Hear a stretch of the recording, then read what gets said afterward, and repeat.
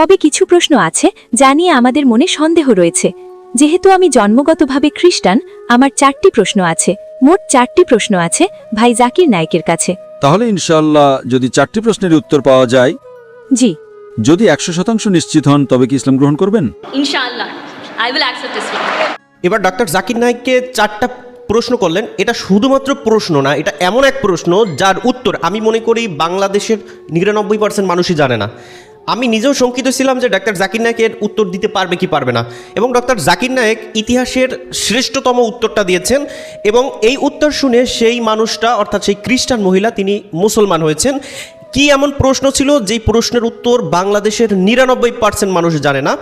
আপনিও সেই না জানার ভিতরেই একজন। আমি বিশ্বাস করি আপনিও সেই প্রশ্নের উত্তরটা জানেন না। আপনার কাছেও এই ধরনের প্রশ্ন আসলে বা এই ধরনের প্রশ্ন নিজের ভিতর থেকে তৈরি হলে এর উত্তর আসলে কি, কার কাছে যাবেন?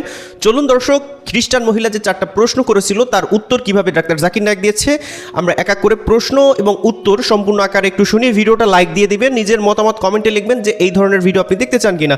চলুন ডক্টর জাকির নায়েককে যে প্রশ্ন করা হয়েছিল এবং তিনি যে উত্তর দিয়েছে সেই ভিডিওটা একটু দেখে আসি। শুভ সন্ধ্যা সবাইকে। আমি প্রশান্তি দাসারি, ভারত থেকে এসেছি। আমি আসলে জন্মগতভাবে একজন খ্রিস্টান এবং আমি স্থানান্তরিত হয়েছি দুবাইতে 2011 সালের অগস্টে। এখানে আমি ইসলাম সম্পর্কে জানতে পেরেছি এবং আমার ভাইও এখানে দুবাইতে থাকে এবং সে আমাদের সবসময় বলতে থাকে আল্লাহ সম্পর্কে। আমি সত্যিই অনেক প্রভাবিত। সে আমার সাথে যে জ্ঞান শেয়ার করেছে তাতে আমি সত্যিই অনেক প্রভাবিত। তাই আমি পুরোপুরি নিশ্চিত হয়েছি যে ইসলাম একটি সোজা সাপটা ধর্ম এবং আল্লাহই শুরু, তিনিই শেষ, তিনিই আদি এবং তিনিই অন্ত। আমরা সূর্যের দিকে তাকাতে পারি না 10 মিনিটের বেশি, তাহলে আমরা সৃষ্টিকর্তাকে কিভাবে দেখব? তাই আমি পুরোপুরি বিশ্বাস করি। তবে কিছু প্রশ্ন আছে যা নিয়ে আমাদের মনে সন্দেহ রয়েছে। যেহেতু আমি জন্মগতভাবে খ্রিস্টান, আমার 4টি প্রশ্ন আছে। মোট 4টি প্রশ্ন আছে ভাই জাকির নায়েকের কাছে। প্রথম প্রশ্নটি হলো, ভাই, আমি আপনার ভিডিওগুলো শুনছি ইউটিউবে। আপনি সেখানে পবিত্র আত্মার সম্পর্কে কথা বলছিলেন এবং আপনি বিশেষভাবে উল্লেখ করেছেন যে পবিত্র আত্মার অস্তিত্ব আছে। তাই আমি জানতে চাই যে কোরআন অনুযায়ী ইসলামে কি পবিত্র আত্মার ধারণা আছে? এবং বাইবেলের পুরাতন নিয়মে একটি আয়াত আছে যে ঈশ্বরের আত্মা পানির ওপর বিরাজ করছিল। ঈশ্বরের আত্মা, তাহলে পবিত্র আত্মা কি আল্লাহ থেকে আলাদা কিছু? এটি আমার প্রশ্ন। বোন 2টি প্রশ্ন করেছেন। 1 নম্বর প্রশ্ন হলো পবিত্র আত্মা বলতে কি বোঝায়, আর এই পবিত্র আত্মা আসলে কে, কোরআন ও ইসলাম অনুযায়ী এবং খ্রিস্ট ধর্মের তুলনায় এটা কেমন, এবং বাইবেল সত্যিই বলে যে ঈশ্বরের আত্মা পানির উপর বিরাজ করছিল, এর মানে কি? পবিত্র আত্মা কি ঈশ্বর থেকে আলাদা?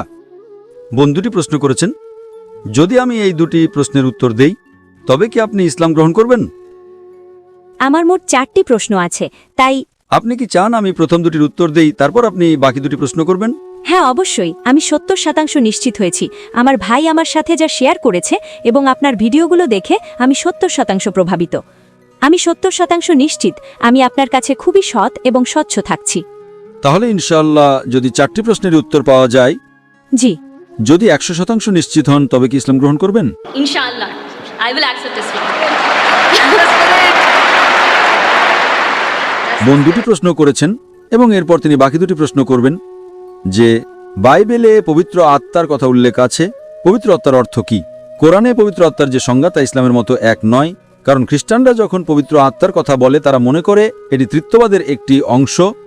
একই সাথে 3 ঈশ্বর, যদিও তৃত্ববাদ শব্দটি বাইবেলের কোথাও নেই, কোথাও না।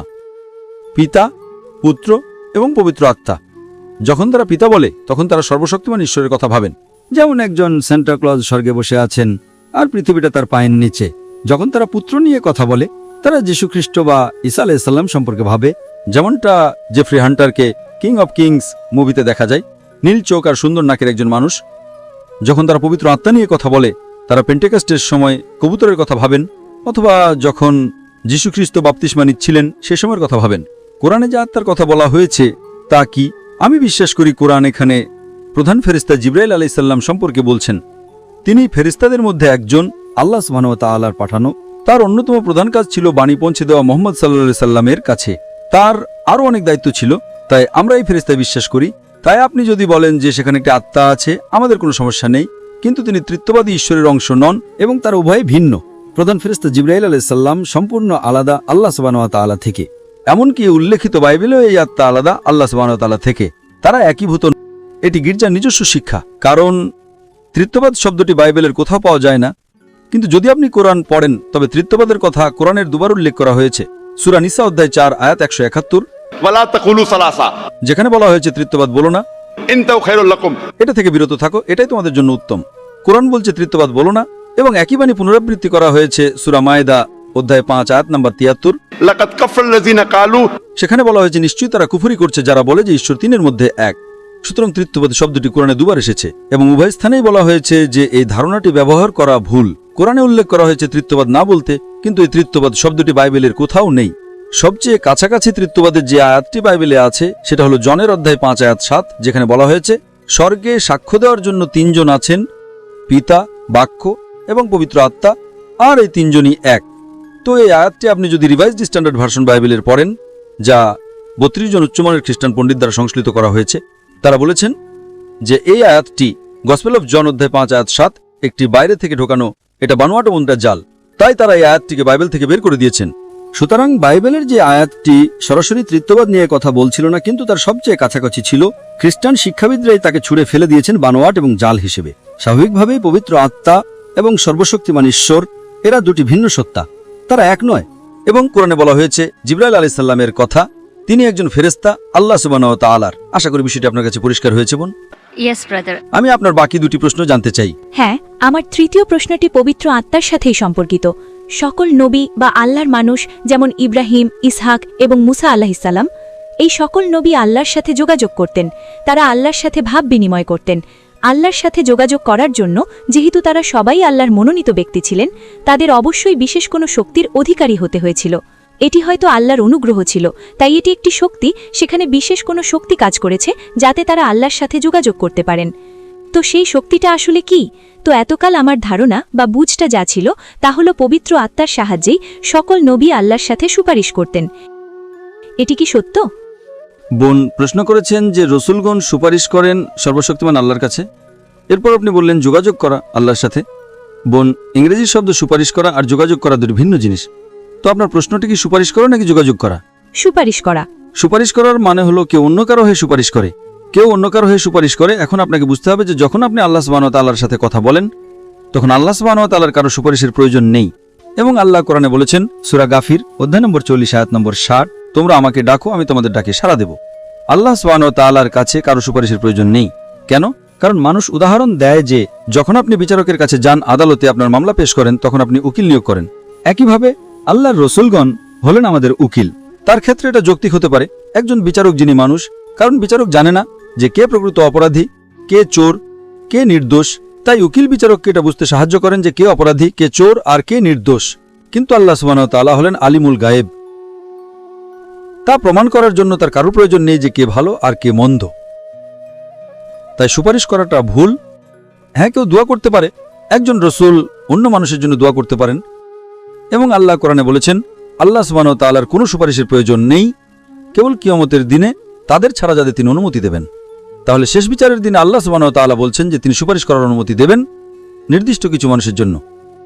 এবং এ বিষয়ে হাদিসে আছে যে এই বিশেষ অনুগ্রহটি নবী মুহাম্মদ সাল্লাল্লাহু আলাইহি সাল্লামকে দেওয়া হবে। সুতরাং আমরা যা জানতে পারি তা হলো অন্যান্য সকল ধর্মগ্রন্থের ইতিহাস এবং কোরআন এবং হাদিস থেকে যে আল্লাহর রসুলগণ সরাসরি যোগাযোগ করতেন আল্লাহ সুবহানাহু ওয়া তাআলার সাথে। তারা অন্যদের দোয়া করতেন। কিন্তু যদি আমরা নবীকে সুপারিশকারী হিসেবে ব্যবহার করি, অর্থাৎ যদি আমি প্রার্থনা করি আর মনে করি এই নবীর মাধ্যমে আল্লাহর কাছে যেতে হবে, নবীর আদেশ অনুসরণ করা ভালো। কিন্তু যদি আমি আল্লাহ সুবহানাহু ওয়া তাআলা ছাড়া অন্য কারো কাছে প্রার্থনা করি, যেটা অনেক মানুষই করে থাকে, তারা মানুষের কাছে প্রার্থনা করে এই ভেবে যে তারা সর্বশক্তিমান ঈশ্বরের খুব কাছের মানুষ। তাই যদি আমরা তার মাধ্যমে প্রার্থনা করি তবে ঈশ্বর কবুল করবেন আমাদের প্রার্থনা দ্রুত এবং ভালোভাবে। এটা ভুল ধারণা। আমাদের সরাসরি আল্লাহ সুবহানাহু ওয়া তাআলার কাছে প্রার্থনা করতে হবে। আল্লাহর এই নবীরা হলেন আল্লাহ রসুল। হ্যাঁ, তাদের বিশেষ ক্ষমতা আছে, তারা কথা বলতে পারেন আল্লাহ সুবহানাহু ওয়া তাআলার সাথে। এবং আল্লাহ সুবহানাহু ওয়া তাআলা মানুষের মধ্যে থেকে নির্দিষ্ট কিছু মানুষকে বেছে নেন তার বাণী অন্যদের কাছে পৌঁছে দেওয়ার জন্য। এই মনোনীত ব্যক্তিদের সর্বশক্তিমান ঈশ্বরের যাদের আমরা নবী বলি বা আল্লাহ রসুল বলি। সুতরাং আল্লাহ সুবহানাহু ওয়া তাআলা বাছাই করে নির্দিষ্ট কিছু মানুষকে পৃথিবীতে তার বাণী অন্যদের কাছে পৌঁছে দেওয়ার জন্য তাদেরকে আল্লাহ রসুল বলা হয়। সুতরাং একটি যোগাযোগ থাকে রসুল এবং আল্লাহ সুবহানাহু ওয়া তাআলার মধ্যে। কিন্তু তার মানে এই নয় যে মানুষ এই রসুলদের সুপারিশকারী হিসেবে ব্যবহার করবে, যে যদি তারা এই রসুলদের কাছে প্রার্থনা করে তবে সর্বশক্তিমান ঈশ্বর আমাদের কথা শুনবেন। এটা গির্জার শিক্ষা যা আপনি যীশুখ্রিস্ট বিশ্বাস করবেন আর আপনার সব পাপ ক্ষমা হয়ে যাবে। এই ধারণা ইসলামে নেই, এমনকি প্রকৃত খ্রিস্টান ধর্মেও নেই। এটা গির্জার নিজস্ব শিক্ষা। বোন, আশা করি বিষয়টা আপনার কাছে পরিষ্কার হয়েছে। হ্যাঁ, আমার শেষ প্রশ্নটি হলো, বাইবেলের নতুন নিয়মে একটি বই বুক অফ অ্যাক্টস, সেখানে পল ভাষার অলৌকিক ক্ষমতার সম্পর্কে উল্লেখ করেছেন। নতুন নিয়মে এই অলৌকিক ভাষার সম্পর্কে আপনার বক্তব্য কি? মানে ইসলাম অনুযায়ী কি এটি পুরোপুরি বর্জন করা হয়েছে? এটি কি এখন নেই, নাকি সেই সময় জিহ্বার উপহার অলৌকিক ভাষার অস্তিত্ব ছিল? বোন প্রশ্ন করেছেন যে পল জিহ্বা সম্পর্কে বলেছেন। যদি আমাকে রেফারেন্স দিতে পারেন আমি ভালোভাবে উত্তর দিতে পারবো। তবে সাধারণভাবে বাইবেলে জিহ্বা সম্পর্কে অনেক বক্তব্য রয়েছে এবং আরও বলা হয়েছে, আপনি যদি গসপেল মার্ক পড়েন, সেখানে বলা হয়েছে যে কেউই একজন বিশ্বাসী সে বিদেশি ভাষা বুঝতে সক্ষম হবে এবং বিদেশি ভাষায় কথা বলতে সক্ষম হবে। তার মানে আপনি যদি ঈশ্বরে বিশ্বাসী হন তবে আপনি বিদেশি ভাষা বুঝতে এবং কথা বলতে পারবেন। যখন আমার বিতর্ক হচ্ছিল ডক্টর উইলিয়াম ক্যাম্পবেলের সাথে, তখন আমি ঠিক এটাই করেছিলাম। আমি তাকে একটি 100 টাকার নোট দিয়েছিলাম এবং ভারতের 100 টাকার নোটে আপনারা হয়তো জানেন যে যেহেতু আমাদের সেখানে 22টি সরকারি ভাষা রয়েছে, আমি ইংরেজিতে পড়লাম 100 রুপিজ, হিন্দিতে বলা আছে 100 রুপিয়া। আমি তাকে বললাম বাকি 20টি ভাষা পড়ে দেখান যদি আপনি বিশ্বাসী হন, এবং তিনি তা পারেননি। অনেক রেফারেন্স আছে কোরআনে ভাষা নিয়ে। আপনি যদি কোরআন পড়েন তবে কোরআন সূরা রুম অধ্যায় 30 আয়াত নম্বর 22 বলছে, আল্লাহ সুবহানাহু ওয়া তাআলা মানুষকে সৃষ্টি করেছেন বিভিন্ন বর্ণ এবং ভাষায়, যাতে তোমরা একে অপরকে চিনতে পারো, যাতে জ্ঞানবান মানুষেরা বিষয়টি বুঝতে পারে। তাছাড়াও কোরআন বলছে যে শেষ বিচারের দিনে আপনার জিহ্বা, আপনার অঙ্গ প্রত্যঙ্গ, আপনার হাত, এগুলো আপনার হয়ে সাক্ষ্য দেবে আপনি কি ঠিক করেছেন আর কি ভুল করেছেন তা নিয়ে। নবী সাল্লাল্লাহু আলাইহি সাল্লামের বিভিন্ন হাদিসে কথা বলা সম্পর্কে আলোচনা করা হয়েছে। সুতরাং কোরআনে জিহ্বা সম্পর্কে অনেক রেফারেন্স আছে, বাইবেলেও অনেক রেফারেন্স রয়েছে জিহ্বা সম্পর্কে এবং কিভাবে একজন বিশ্বাসীকে পরীক্ষা করতে হয়। আশা করি বিষয়টি আপনার কাছে পরিষ্কার হয়েছে বোন। ধন্যবাদ। এবং আমার শেষ প্রশ্নটি হলো, আমার একজন মুসলিম বন্ধু আছে এবং সে আমাকে পরামর্শ দিয়েছে বাইবেলের পুরাতন নিয়ম পড়ার। সে বিশেষভাবে পুরাতন নিয়মটা আগে অনুসরণ করতে বলেছে এবং তারপর বলেছে কুরআন পড়তে। কিন্তু আপনি যেমন বিশেষভাবে উল্লেখ করেছেন যে কুরআন হলো আল্লাহর দেওয়া সর্বশেষ ও চূড়ান্ত প্রত্যাদেশ, তাই একজন মুসলিম হিসেবে আপনি আমাকে কি পরামর্শ দেবেন? কারণ আমার বন্ধু মুসলিম হওয়া সত্ত্বেও সে বলেছে আগে বাইবেলের পুরাতন নিয়ম অনুসরণ করতে এবং পরে কুরআন পড়তে। বোন প্রশ্ন করেছেন যে তার এক বন্ধু তাকে বলেছেন আগে পুরাতন নিয়ম পড়তে এবং তারপর কোরআন। বোন, এটি কোনো বাধ্যতামূলক বিষয় না। যদি পুরাতন নিয়ম এবং নতুন নিয়মের মতো কিছু থাকে তবে সর্বশেষ নিয়ম হিসেবে কোরআনও আছে। সুতরাং খ্রিস্টানরা যখন পুরাতন ও নতুন নিয়মের কথা বলে, জেনে রাখুন এটি হলো আল্লাহ সুবহানাহু ওয়া তাআলার সর্বশেষ ও চূড়ান্ত নিয়ম। এখন আমি আপনাকে একটা প্রশ্ন করছি। অবশ্যই। উদাহরণস্বরূপ, আপনি মেডিকেল কলেজে গিয়েছেন। আমি নিজে তো মেডিকেল কলেজে ছিলাম। প্রফেসর কিথ মুর কিছু বই লিখেছেন এবং তার বইয়ের প্রথম সংস্করণ, দ্বিতীয় সংস্করণ, তৃতীয় সংস্করণ ছিল। তো আপনি কি প্রথম সংস্করণটি পড়বেন নাকি সর্বশেষ সংস্করণটি পড়বেন? আমি সর্বশেষ সংস্করণটি পড়ব। লেটেস্ট, ঠিক। হ্যাঁ, যদি আপনি সত্যি প্রথম সংস্করণটিকে অনেক ভালোবাসেন তবে আমি বলবো এতে কোনো সমস্যা নেই। আগে প্রথম সংস্করণটি পড়ুন এবং তারপর শেষ সংস্করণটি পড়ুন। তো আপনি যদি আসক্ত হয়ে থাকেন পুরাতন নিয়মের এবং সেটা যদি আপনার হৃদয়ের খুব কাছাকাছি হয়, তবে কুরআন বলছে সূরা আল ইমরান অধ্যায় 3 আয়াত 64, তাআলাউ ইলা কালিমাতিন সাওয়াইন বাইনা বাইনাকুম। সেগুলোতে একমত হও আমাদের এবং তোমাদের মধ্যে যে বিষয়গুলো মিল আছে। তখন আমি বলবো যে আপনি যদি পুরাতন নিয়মের প্রতি এতটা আসক্ত থাকেন তবে কোনো সমস্যা নেই, পুরাতন নিয়মটি পড়ুন এবং তারপর কোরআন পড়ুন। কমপক্ষে যে বিষয়গুলো মিল আছে সেগুলোতে একমত হন। আর যখন আমরা পুরাতন নিয়ম, নতুন নিয়ম এবং কোরআন পড়ি তখন আমরা জানতে পারি যে এই গ্রন্থগুলোর মধ্যে সাধারণ মিলগুলো হলো নিশ্চয়ই ঈশ্বর মাত্র একজন এবং তিনি একমাত্র উপাসনার যোগ্য। তার কোনো প্রতিমূর্তি নেই, তিনি কাউকে জন্ম দেননি। সেখানে আরও বলা হয়েছে যে যিশু আলাইহিস সালাম কোনো ঈশ্বর নন এবং এই উভয় ধর্মগ্রন্থই বলে যে সর্বশেষ ও চূড়ান্ত রাসূল হলেন নবী মুহাম্মদ সাল্লাল্লাহু আলাইহি ওয়াসাল্লাম। বোন, এখন কি আপনি ইসলাম গ্রহণ করতে প্রস্তুত? Of course, yes.